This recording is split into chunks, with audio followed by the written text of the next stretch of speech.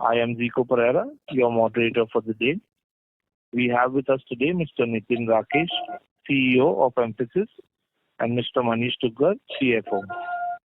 As a reminder, there is a webcast link in the call invite mail that the Mphasis management team would be referring to today. The same presentation is also available on the Mphasis website, www.mphasis.com, in the investor section under financial and filing, as well as on both the BSE and NSE websites. Request you have the presentation handy. As a reminder, all participant lines will be in the listen-only mode, and there will be an opportunity for you to ask questions after the presentation concludes. Should you need assistance during the conference call, please signal an operator by pressing star then 0 on a touch-tone phone. Please note that this conference is being recorded. Before we begin, I would like to state that some of the statements made in today's discussion may be forward-looking in nature and may involve certain risks and uncertainties. A detailed statement in this regard is available in the Q2 results release that has been sent out to all of you earlier. I now hand over the floor to Mr. Nitin to begin the proceedings of this call. Thank you, and over to you, Nitin. Thanks, Zico, and good morning, everyone. Thank you for joining us today. As you may have noticed in the opening slide, Mphasis has just turned 25 last month. A lot of you have been following us since our early days. On behalf of the management and the board, I would like to thank you all for your interest, investment, and camaraderie over the years. We look forward to the next 25 years of being a high-tech, high-touch, high-trust organization. Thank you again. I understand you may have had lesser time than the previous quarters to go through our MD&A. Hopefully, this call will help with the deep dive and answering any questions you may have. As we begin the second half of FY24, I would like to start by discussing a few macro trends before double-clicking on Mphasis performance numbers. There are a few themes playing out in the market right now, namely varied growth trends. There is a duality in growth across segments. BFS and insurance are moderating, while healthcare, utilities, and travel continue to have tech spends. On the discretionary client spend, clients want a transformation partner and consolidation and cost takeout plays are dominant themes. Adoption of AI continues to be a strong theme. Gen AI is automating, augmenting, and accelerating multiple areas across service offerings. Additionally, we see relentless prioritization in the market. There is this construct of digital duality playing out. On one hand, there's extreme focus on spends, especially discretionary, and on the other hand, there's a healthy desire for continuous transformation and innovation, especially in application of AI across enterprises. Forward-thinking enterprises are strategizing to streamline their operations, scale their processes, and find means to conserve cash. As the deck gets reshuffled, transformation partners are likely preferred over traditional vendors. Tech budgets are focused on quick wins, even as executives tend to be more pragmatic in these uncertain times. McKinsey's AI survey report states that leaders are automating most data-related processes, which can both improve efficiency in AI development and expand the number of applications they can develop by providing more high-quality data feed into the AI algorithms. In the past year, early adopter high performers have become even more likely than other organizations to follow certain advanced scaling practices, such as using standardized tool sets to create production-ready data pipelines and using an end-to-end platform for AI-related data science, data engineering, and application development that they developed in-house. Since we were founded 25 years ago, we've been relentless in our commitment to design and architecture, combined with our engineering DNA, allowing us to create a portfolio of cutting-edge offerings and services combined with domain expertise. This is reflected in our build-buy-partner strategy as well. We have built vectors of our growth strategy are aligned around that of technology capability expansion, vertical focus, and geography expansion axis, increasing the repeatability of deal archetypes using the tried and score model which we discussed before. Additionally, we have been consistently building our leadership teams. We've added new leadership across geographies such as Canada, as well as in select verticals such as insurance, while continuing to strengthen our coverage in our strong verticals like BFS.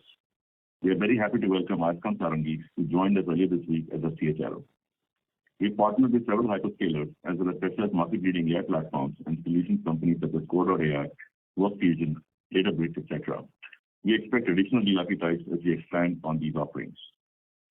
While you already know of our past acquisitions, this quarter I would like to tell you a bit more about Silverline and invite the CEO, Girish, to share his perspective in a few minutes.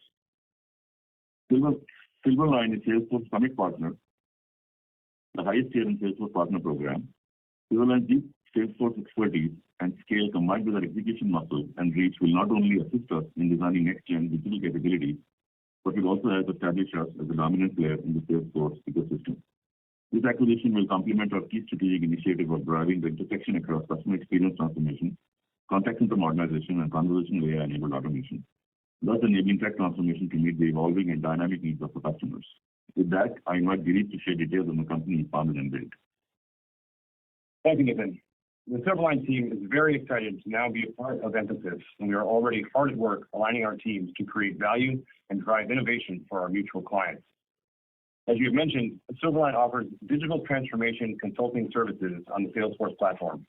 We are a US-based consultancy and a Salesforce Summit partner, which is currently the highest tier in the Salesforce Partner Program. With over 400 consultants around the world, we guide clients through every stage of their digital transformation journey with consulting and advisory services, implementation and managed services, and specialty platform capabilities. We are known for our expertise in the full suite of Salesforce technology and for our deep industry knowledge. Together, these capabilities allow us to help organizations take a data-driven and technology-focused approach to better connecting with and serving their customers. With nearly 15 years of performance history, we have delivered thousands of successful transformations and bring to Mphasis deep Salesforce ecosystem relationships, a talented team that is globally recognized for its Salesforce expertise, and expansive industry knowledge in key verticals, including financial services, retail, healthcare, life sciences, and media and entertainment, many of which naturally align with the industry focus at Mphasis. Our positioning in the Salesforce ecosystem is particularly powerful. In addition to operating at the highest level of partner accreditation, we were part of the Salesforce Ventures investment portfolio for over 10 years and have built strong, long-lasting executive-level relationships. These deep connections to Salesforce power our growth and extend our influence in the ecosystem. We are a close partner to Salesforce in its industry's first strategy, and Silverline has been one of a select group of product launch partners for Financial Services Cloud, Health Cloud, and Media Cloud, and are a preferred partner to several key ISV industry solutions. All this manifests in benefits such as enhanced pipeline generation through joint client pursuits, strong delivery partnerships with Salesforce, and product development insights through our involvement as partner advisory board members. For Silverline, as the Salesforce ecosystem continued to grow and the opportunity for AI and data-driven innovation increased, we saw an opportunity to accelerate our own growth journey. Mphasis was the natural place for Silverline to do that.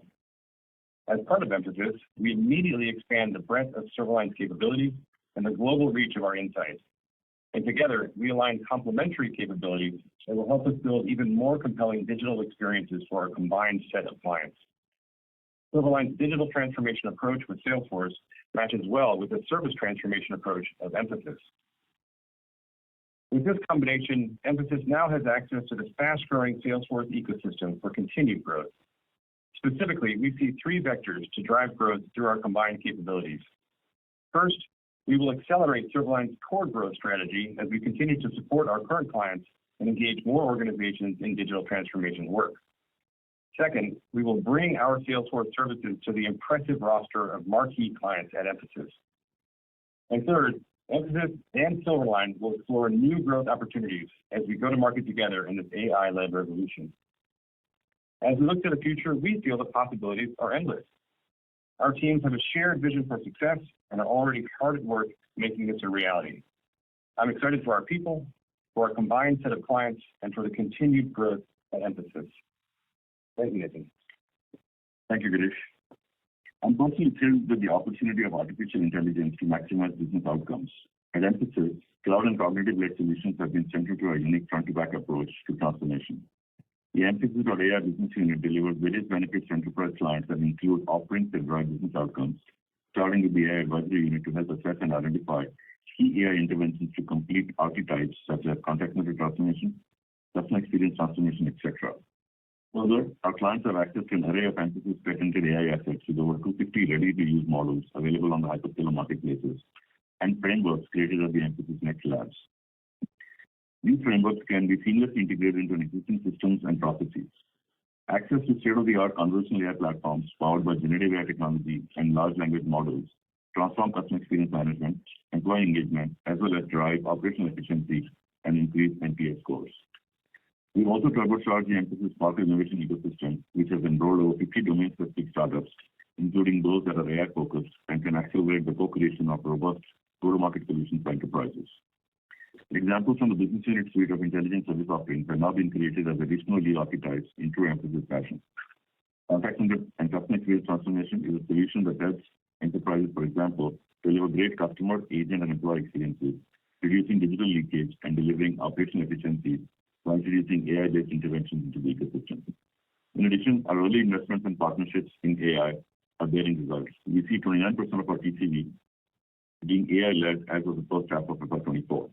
We see AI influencing additional lead archetypes in coming quarters around areas I just mentioned before, including productivity transformation and delivery efficiency, expanding our addressable market further into these services. Almost all our pipeline continues to be tribe-driven, archetype-led, and is up 2% sequentially and 33% year-over-year, despite record conversion from pipeline to new sold TCV in the first half of FY24. Our pipeline is also well distributed across verticals. BFS continues to generate a high share of pipeline at 38%.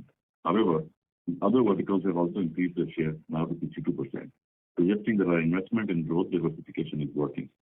We've also seen a shift towards large deals in the pipeline, suggesting that digital transformation and accelerating digital adoption continue to be core themes for our clients. Our pipeline generation in some of the smaller verticals, such as healthcare, has been particularly robust, with pipeline in this vertical being 3x on a YOY basis.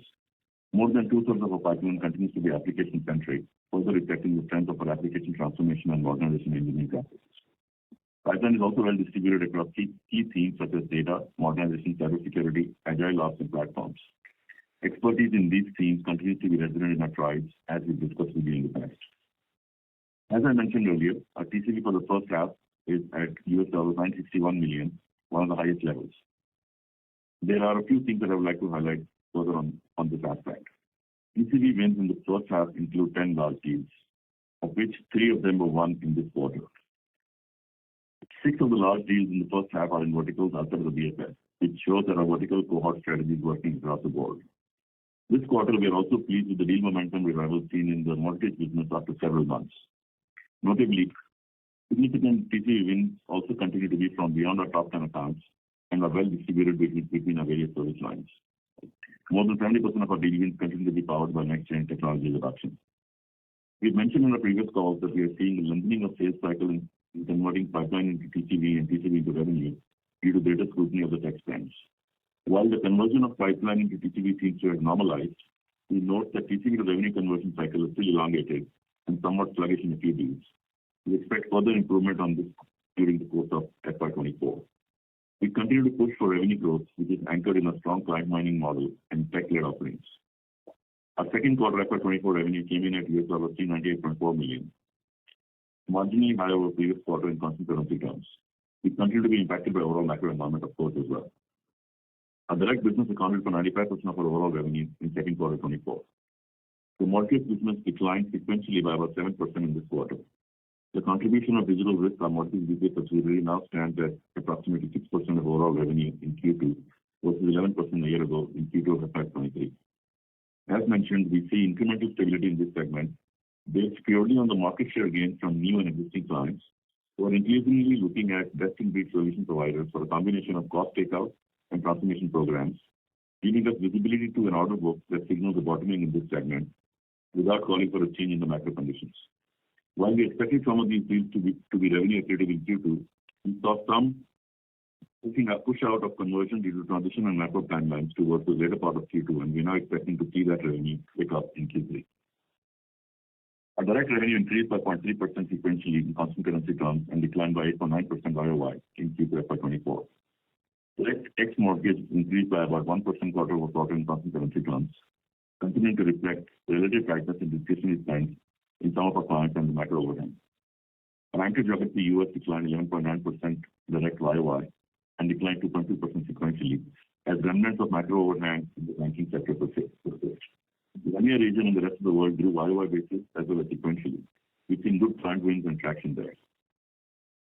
Our core service line of enterprise applications consisting of 70% of revenue marginally declined by 0.3% sequentially in constant currency terms in the direct business, impacted by tightness in discretionary spending in some of our clients and select pockets in BFS.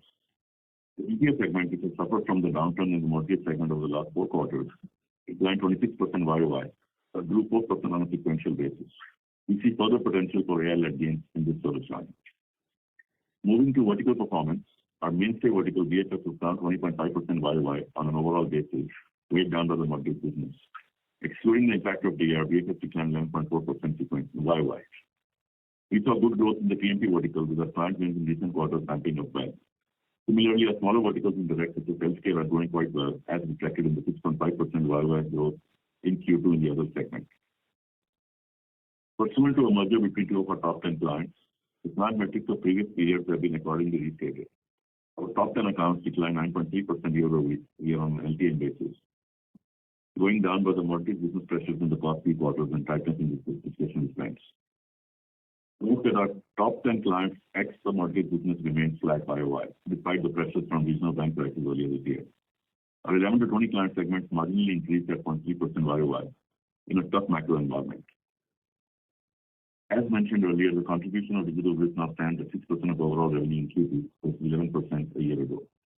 To ensure scalability and facilitate the next phase of growth, the realigned vertical GTM structure was implemented in April 23 to align the GTM organization and drive better sales synergy and enable scalability and repeatability with a vertical focus. Results of this are bearing fruit as we see our clients from 21 to 30 grow at a healthy pace of 22.5% on a YOY basis. Our new client acquisition revenue continues to grow double digits as well. Client mining stats remain steady both sequentially and on a YOY basis. The YOY movement in clients in the 75 million and 100 million plus categories is purely due to mortgage softness on a YOY basis. We expect this to come back as the mortgage spend resumes. We are using this opportunity to continue to consolidate our wallet share gains and our market share with our mortgage clients. Coming to our financial metrics, our margin philosophy affords us the flexibility to manage our profitability in the face of revenue headwinds. This quarter, our EBIT margin stood at 15.5%, within the stated margin guidance band of 15.25 to 16.25%. Reported operating profit declined 5.8% YOY due to revenue headwinds and improved 1.4% sequentially. Losses in cash flow hedges impacted margins in Q2 by 60 basis points. Our EPS of rupees 20.8 for this quarter is a decline of 1.1% sequentially, despite higher operating margin, mainly due to reduction in other income due to lower investable surplus on account of dividend payout. Cash flow generation for the first half of the year was $120 million, which is 100% plus of tax for the half year. We generated highest ever quarterly operating cash generation of $86 million in Q2, which is 180% of our net profit. Adjusted for the one-time of the $21 million of delayed Q1 collections, the cash generation in Q2 would be $65 million, which is 137% of our net profit for the quarter. Our DSO also improved by 8 days to 70 days at the end of Q2 24. While many of the deals we saw last quarter are converted, there are still some deals that are taking time from a conversion standpoint. In Q2, we remain focused on ensuring revenue stability with margin expansion team. I'll leave you with a few points. Macro-driven overhang continues in select verticals while we focus on the micro and account-specific efforts. Despite multiple pressures, we saw stability in sequential revenues, driven in part by the visibility from the highest ever TCV closure in the first half at $961 million USD. Further, we saw continued stability of the DXC segment while making gains in the mortgage business order book, setting us up for subsequent quarters. Our efforts towards diversification of TCV and pipeline beyond BFS and non-top 10 clients continues to bear results, while BFS pipeline also grew at 21% YOY. AI-centric deal propositions are paying off, accounting for nearly 29% of the total TCV in the first half, driven by continued acceleration in the Mphasis of AI business unit, as well as continued investments in capability building across categories, including the recent acquisition of Trendlyne, as well as our strategic partnership on professional services at WorkFusion. Our market share continues to be robust with continued wallet share and consolidation deals in play with most of our top clients. We delivered expanded margin despite revenue challenges. Sustained focus on utilization, productivity, and offshore leverage have been the key drivers of this stage. As we come to the remainder of the year outlook, we continue to take a forward-leaning stance on our tech-led positioning. We have a strong pipeline entering the second half of the year, led by AI, cloud, and transformation deals. We expect sequential revenue growth through the remainder of FY24, driven primarily by the fact that the mortgage segment has bottomed out with signs of order book pickup. And while there continues to be an overhang from the regional bank crisis, we also have seasonality trends and tighter market conditions driving slower uptake in revenue in Q3. Our revenue diversification of non-BFS outside top accounts continues to bear results. On the margin front, we retain our message of margin stability, excluding M&A charges. Operating margin will remain in the 15.25 to 15.25% throughout FY24, with a continued focus on operational rigor, giving us increased confidence on the trajectory of our performance. On that note, moderator, let's open it up for questions, please. Thank you very much. We will now begin the question and answer session. Anyone who wishes to ask a question may press star and one on the touchtone telephone. If you wish to remove yourself from the question queue, you may press star and two. Participants are requested to use handsets while asking a question. Ladies and gentlemen, we will wait for a moment while the question queue assembles.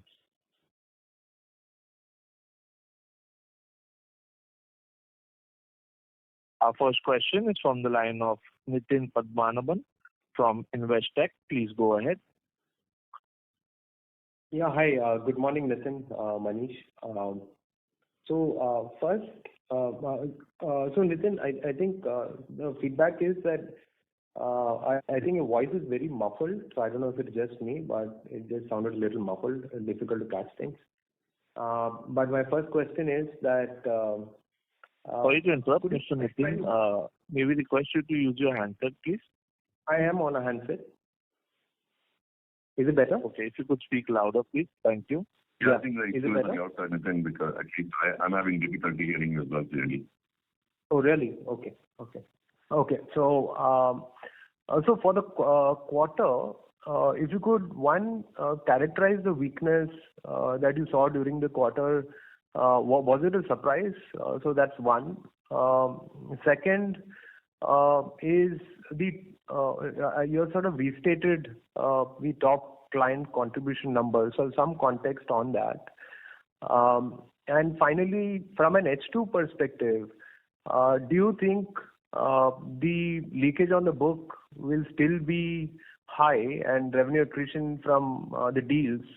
Or do you think that revenue accretion from deals can sort of compensate and H2 can actually be reasonably stronger than H1? Right. So those were the three questions. I think on your first question on whether it was a surprise, I think there were a couple of deals that we thought would pick up sooner than they are, primarily driven by either additional scrutiny or in some cases off from the client for a longer ramp-up period, given just the transition timelines that we estimated versus where they wanted to be. That actually was very evident in a couple of deals, including one in mortgage.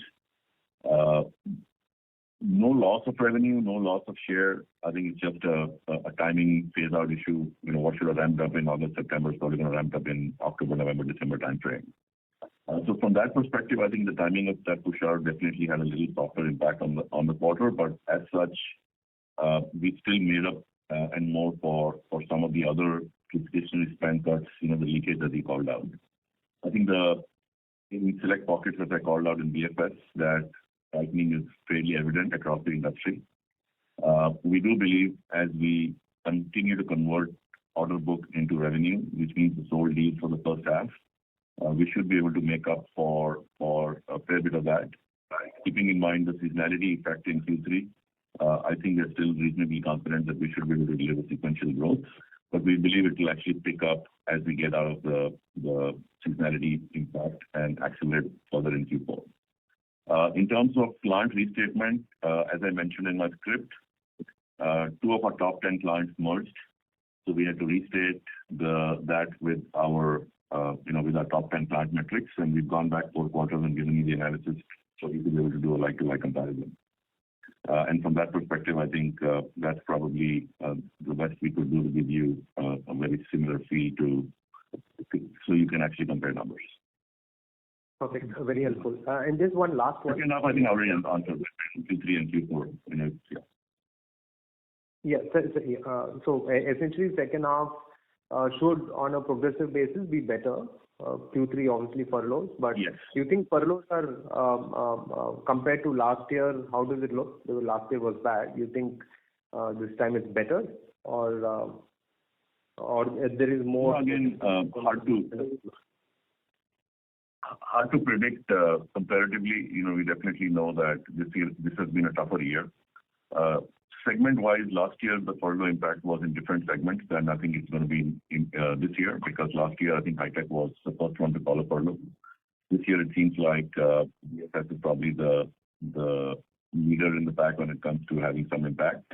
I think we are at this point in time focused on making sure that they're able to minimize that impact. We've taken certain estimates in our own visibility, and we'll hopefully be able to manage that through additional business ramp up as we talked about, and still show sequential growth. Sure, perfect. That's helpful. And just one last one. I think in the last quarter we spoke about capacity build up in the home equity business, and that should sort of lead to growth in Q3. So for that business, if you look at the numbers, it doesn't look like the headcount has sort of improved. So just wanted your thoughts there. Is that the one that you mentioned is sort of pushed out, or? Yeah, I think that's kind of what's driving that one particular program that we talked about. But I think what's happened since, further update, is that we've seen actually pretty good deal closure in that segment in Q2. That should result in some uptick in Q3 as well. Obviously, as I mentioned, that there is a certain transition and ramp-up timeline that will also go into Q4. So Q3, Q4 definitely look better sequential quarters for the mortgage business. Again, I want to re-emphasize that this is not a call on the macro. We're not saying volumes will pick up. We think the interest environment has bottomed out. This is purely based on the fact that we've gone and we've been able to open the opportunities, those deals with customers that are now starting to think about a best-in-breed provider who can actually give them a transformation plus a cost lift. This is really a pure market share.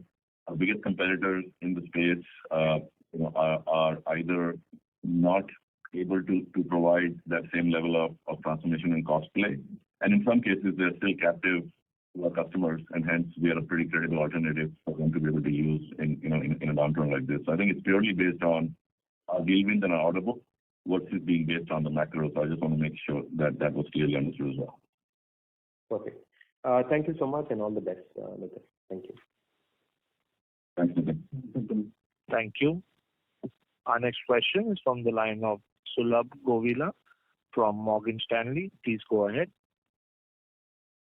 Hey, hi. Thanks for taking my question. So I had three questions. So first is on the banking. So Nitin, just wanted to understand, how are we internally thinking about it, especially within the top 10 customers? When do you think, things would start recovering? I know there are multiple moving parts, but given there was some excess supply created at some of the banks, and there's a discretionary cut, which is offset by some of the deal wins that are happening. So just trying to understand in your internal estimates, how you're thinking about, the banking, especially from a top 10 perspective. The second question is on the supply side.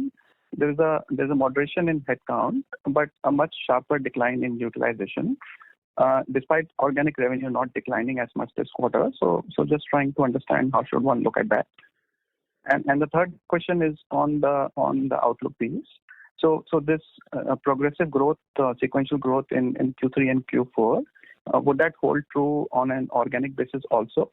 And what's the impact of M&A charges that we are thinking about, given that guidance has some update excluding M&A charges?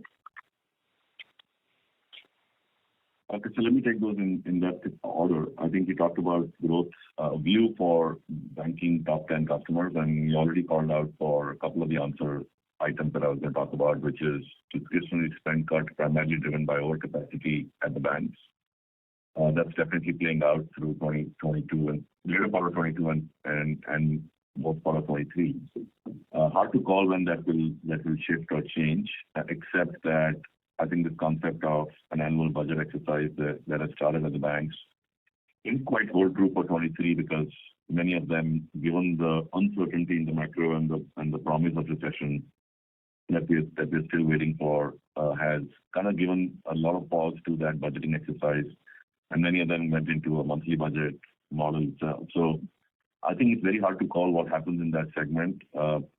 We can't control the macro, so we are focused on the micro, which is account-specific actions, not just in top 10 accounts, but also in accounts that we've acquired in the last 2 or 3 years, where I think we're more of a challenger, a lot less to lose, and we can be a lot more disruptive with our deal archetype. So net result is, of course, seasonality of the quarter will definitely play up there, but we do expect, we do think that we continue to focus on account-specific actions.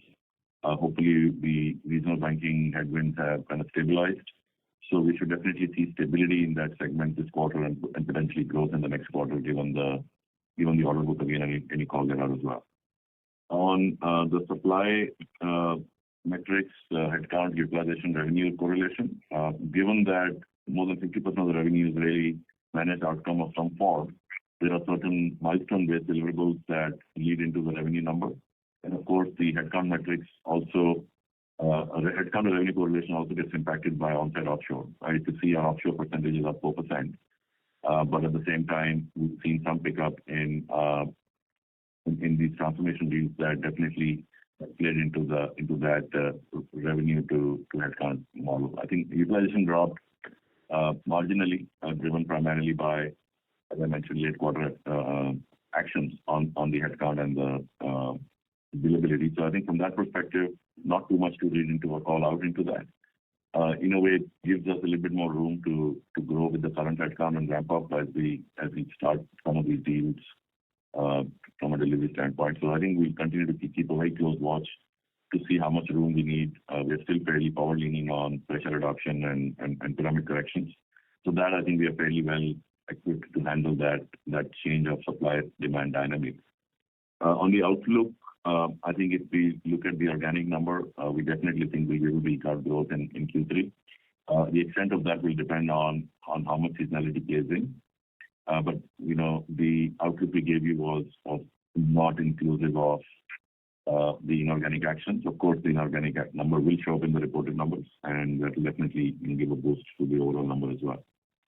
So the last question, Sulabh, on the M&A charges.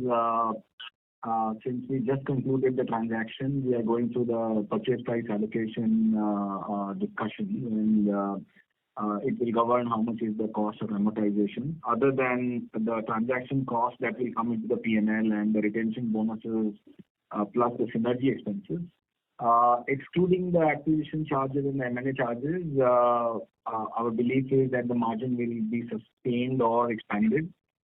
So if you were to look at the margins without the M&A charges, it will look as an expansion in the coming quarter as well. Currently, the estimate of the M&A charges is in the zip code of 0.7 to 0.8%. But we will get the confirmations once the purchase price allocation discussions are over, and we'll be able to communicate that once that is done. Sure. So just a quick follow-up, Manish. If I understood this correctly, the estimate of purchase price allocation impact is 0.7 to 0.8%? No, the current estimate of total charges, excluding what is the transaction cost, is 0.7 to 0.8, which includes the cost of retention bonus, the synergy investments that we will make in the initial period, plus the amortization of purchase price allocation. However, that will get justified once the PPA is complete. Understood. Thanks for taking my question. Thank you.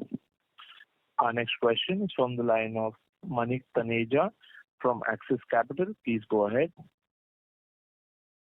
Hello. I thank you for the opportunity. First of all, was a clarification question, trying to understand the contribution of the HP subsidiary that we acquired at the end of last quarter, and if that number essentially is driving the strong sequential growth on the TMT side. That's question number one. The second question was with regards to getting some qualitative commentary in terms of the revenue growth trends that we've seen for us in the logistics and the transportation business, along with that also on the BFS business, ex of DR. So Manik, on your first question on the EBEX transaction, as we spoke about it last quarter, the idea was to acquire the capability that we can utilize for all larger customers at Mphasis. A lot of the client and the revenue that we acquired was not necessarily something that we intended to continue with. So while you would have seen a LTM basis reported number of the entity that has been acquired, what has actually got consolidated in our books does not have any significant material impact. Obviously, since we consolidated full quarter last quarter, this quarter anyway is having no impact of any growth of that over the previous quarter. And so do you want to talk about logistics? Yeah, I think on the question on logistics and travel, I think there's a tale of two cities. Why the travel piece has actually done fairly okay, especially the airline business has actually grown quite well. There is obviously more work to be done from a macro perspective for us to see come back. We've seen signs of stability. The part of the reason why we are making in some forward-looking estimate on our sequential growth is also coming from the fact that we definitely seen, I would say, it's good order book buildup, in that segment as well, including the logistics and both logistics and travel sides. I think sequentially, things will probably look better as we go forward. The pace of growth will depend on how quickly we are able to convert those to revenue as well. But at this point in time, I think stability to cautious optimism is the best way to look at the logistics and travel segment. Sure. And one last one was a clarification with regards to segmental margins that is reported for the TMT vertical. They've gone up to almost 39% in the current quarter. Is there some element of both one-time revenues that's driving the strong uplift here, and are these segmental margins sustainable? So Manik, as you would have noticed in our financials, we have disclosed that there has been a contingent consideration that has been reversed. So as you would expect, there are bonuses that are planned and they are dependent on delivery of certain numbers.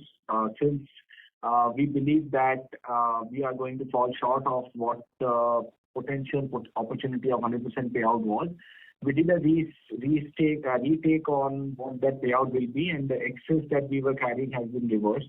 So a large part of that actually, was in the TMT vertical, and that's what's reflected in the margin uplift. Sure. Thank you, and all the best for the future. Thank you. Our next question is from the line of Ankur Rudra from JP Morgan. Please go ahead. Hey, thank you. Hi, Nitin, Manish. Just a quick question on the visibility of growth and where the confidence is coming from. If the macro conditions remain unhelpful in terms of banking budgets and rising rates, do you think that your comments or the performance in the period might change? There's a risk to what you expect in terms of growth recovery. That's part one. Second part, if you can talk about how you feel the budgeting conversations on the monthly or quarterly budgeting cycle is happening with your top customers on the banking side, and any early indications of how CY24 will pan out. Will it be similar to this year, or do you think there's a chance of it being better or worse? Ankur, on the first one, as I mentioned, right, we are not taking a call on the macro when we talk about the outlook on the business, because this is a very micro, bottoms-up, account by account, pipeline, PCV, order book view. It is very hard to take a call on the macro. If the macro worsens like it did in the middle of last quarter, then of course there's always going to be an uncertainty, because we are definitely in a time where it's hard to have a forecast. I think the best of central bankers are struggling to figure out next moves on the macro front. The 10-year spike has obviously surprised everybody this week as well. So I think it's very, very hard to take a macro call, and we are not taking a macro call.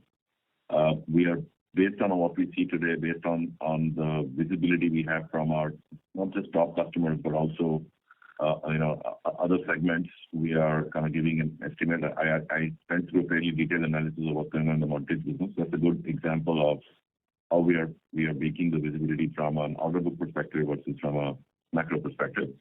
There is definitely at least some level of visibility on the fact that there's work to be done that cannot be pushed out for long periods of time. End of the year, budgets will obviously get extinguished and rebudgeting of 2024 will kick in. So we are seeing, at least in some pockets, customers taking decisions to actually execute programs.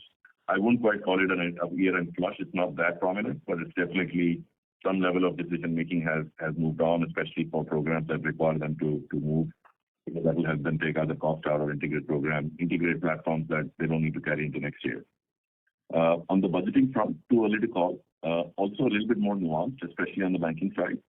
I think if you think about multiple segments of banking, and I think I talked about it last time as well, very highly capital markets focused businesses, I don't think there will be an uptick in spend. If anything, we continue to watch the environment very closely, watch the deal flows, watch the M&A activity, capital market activity, and that will drive a lot of the incremental decision making.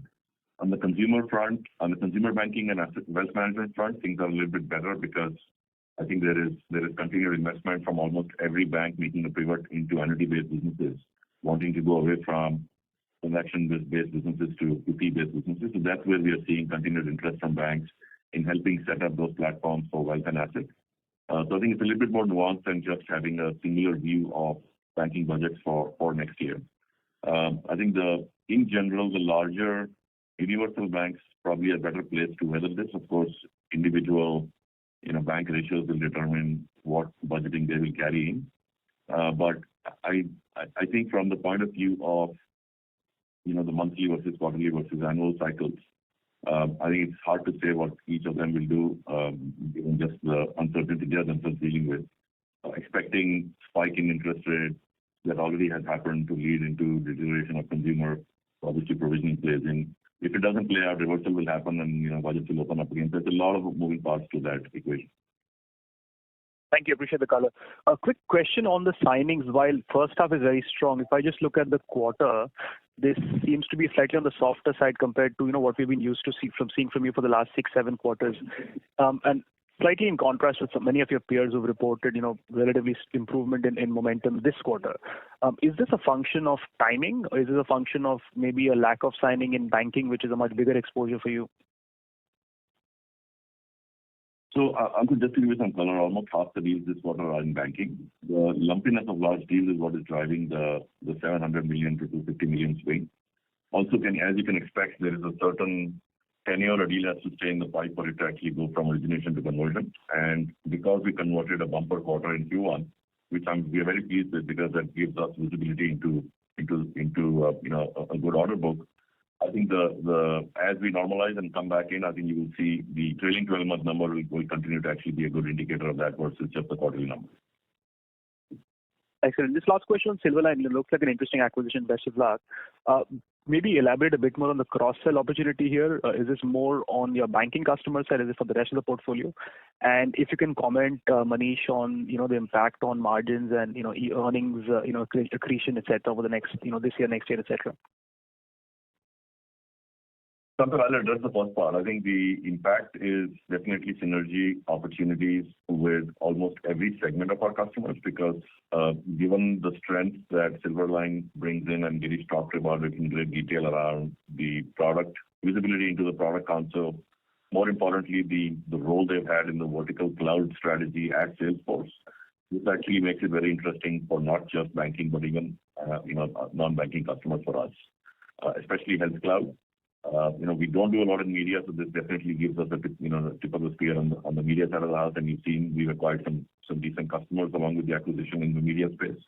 Tier 1 media companies are in the client roster there. So definitely capability acquisitive, accretive. It is definitely leadership accretive. We're very pleased with the level of leadership and the caliber of leaders that come along with this.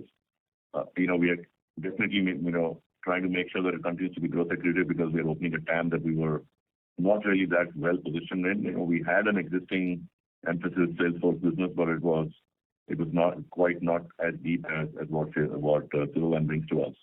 And finally, I think there is a very large ecosystem on the customer experience transformation side that this can unlock as well.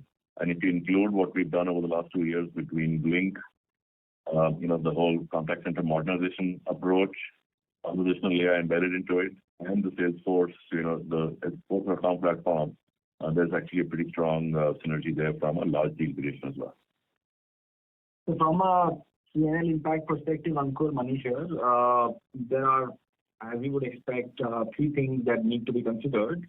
One is the intangible and the amortization of the intangible that gets frozen once we have the purchase price allocation done, which is in progress.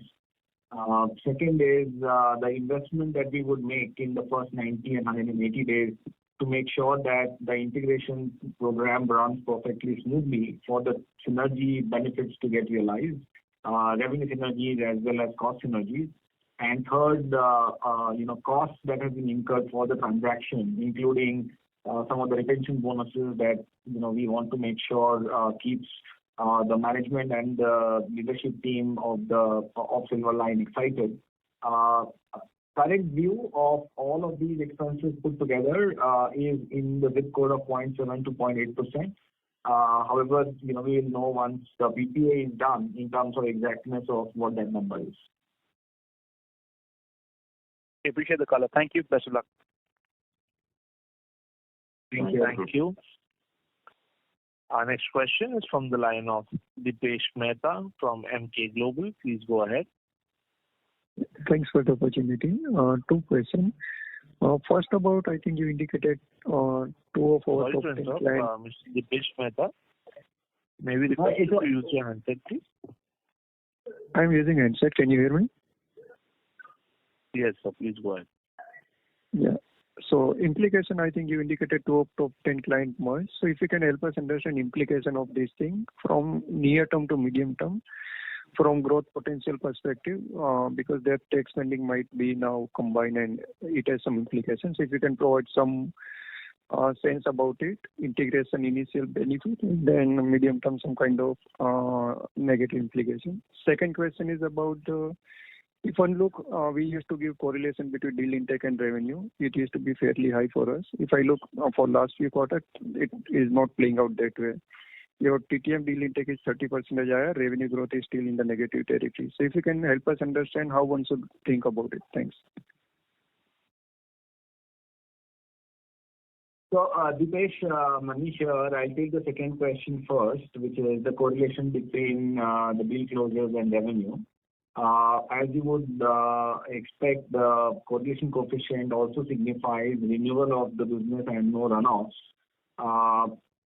Two primary things that has been impacting the renewals. One is what's happening in the mortgage business, and there, while it does not so much reflect in TCV closures because most of the revenue growth comes from volume increases, the same thing happens on the negative side as well, and that volume decline has had a significant impact on runoffs, causing the mortgage business to come down from 11% of revenue last year, same quarter, to 6% this quarter. And that has a big impact on the correlation coefficient, other than the fact that a lot of small discretionary budgets spends that were being, that were coming in, has stopped coming in or has significantly reduced because of all the uncertainties that are in the environment, especially in the banking segment because of the regional banking crisis, as well as the bank sitting on larger than required headcount. And, that also means that the renewal rates are much lesser. The same thing will reverse to maybe more than 1%, more than one correlation coefficient once we see these volumes come back. But as Nitin mentioned, we are not factoring in any macro changes or any changes in interest rates for us to give that guidance at this point in time. But if and when that happens, it should start reflecting in the correlation coefficient as well. And on the first question, Dipesh, on combination of customers and budgets going forward, I think we're not thinking out that far because right now we are focused on monetizing the opportunity that this current merger presents to us, because there is a fair amount of integration spend that will be unlocked. As we obviously, get through the integration program over the next few quarters, I think we'll continue to reassess how we stack rank and what our wallet share is and how we can unlock new addressable markets. But I think at least for the short to medium term, I think this is a little bit more of an opportunity than a threat, purely given just the fact that the programs are now starting to kick in. Thanks. Thanks. Thank you. Our next question is from the line of Sandeep from Equal Securities. Please go ahead. Yeah, thanks. Thanks for the opportunity. Nitin, is it fair to assume that there could be a sizable growth push from 3Q to 4Q because of lot of TCV in the order book, which is waiting to convert from TCV to the revenue? Is it fair to assume that? Yeah, I think that's part of the reason why we are talking about acceleration in growth as we proceed through Q3 and Q4. Definitely some of it is linked to the order book and some of it is linked to the conversion. And as the sluggishness eases off based on not again any macro call, but based on just the fact that we stay very focused on converting that to revenue, and some of that will definitely aid in this tailwind. Okay. And Manish, just wanted to understand how to model the hedge losses in the revenue line. How will it look like entering Q3? And I do agree EBEX has been immaterial to the revenue, but if you can still quantify the revenue contribution in second quarter. So Sandeep, we have been watching the premium that exists in the hedges as we go forward. As you would know, it used to be in the 4 to 5% range, and it is now at 1 to 1.9%. And that essentially means that we have been relooking at our hedge book. We have reduced it from what we would have had around 75-80% cover to around 50-55% cover. Every quarter, we are getting the benefit of higher exchange conversion rates. For example, this quarter we were able to convert at 82.5, but because the closing exchange was at 83, which was almost a rupee higher than the previous quarter, we still ended up having hedge loss in our books. So it's an opportunity loss. We could have gained more if we had not hedged at all. We still believe, from a principle and philosophy perspective, certainty of currency and a sustained policy of cover of exchange at least for next 4 quarters, and then the following 4 quarters on a reducing percentage basis is the right strategy to adopt. We might be having a negative hedge loss at this point in time because of significant volatility and the depreciation of rupee. But if it continues to be at the current levels, we expect that maybe another couple of quarters we should be back to hedge profits with a reducing hedge loss on a quarter-on-quarter basis. Your question on EBEX, like we said, it is not a material number, and we would prefer not to give a number in terms of what it has actually come into the books. But it has been consolidated for the full quarter, and we have taken calls on what of it we want to continue and what we want to take haircut on. Okay. And likely consolidation date for Silverline in the October or maybe starting November? So based on the principle of convenience accounting, while the signature happened and the closing happened on the 12th of October, we would consolidate effective 1st of October.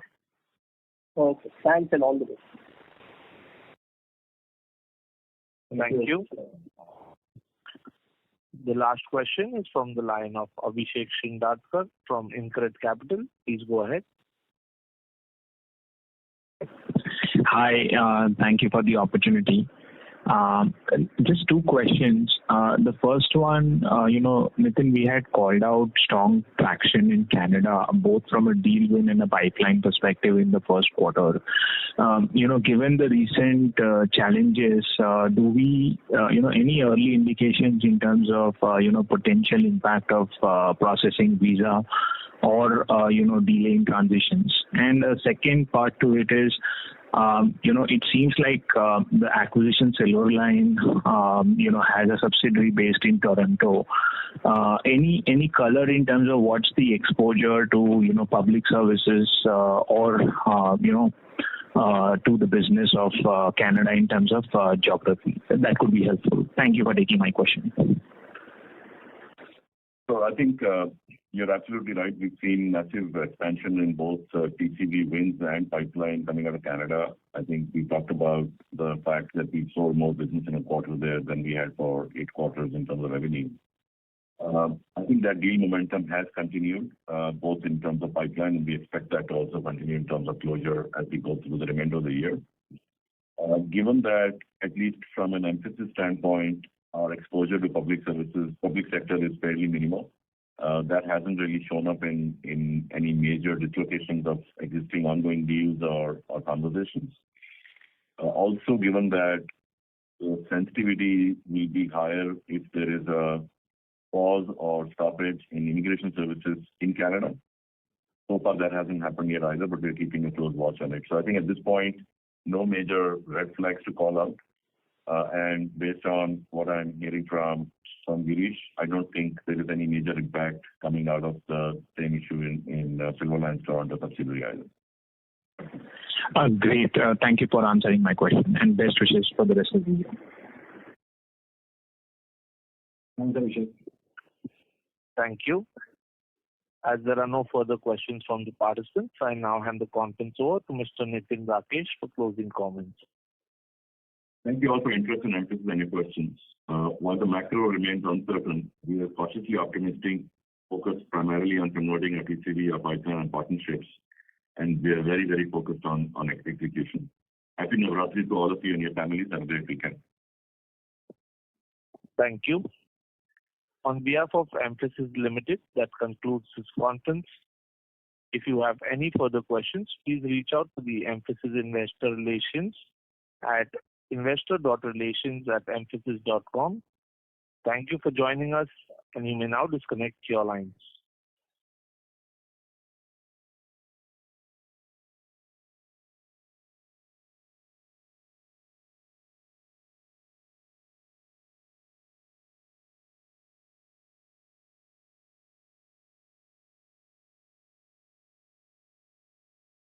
Goodbye.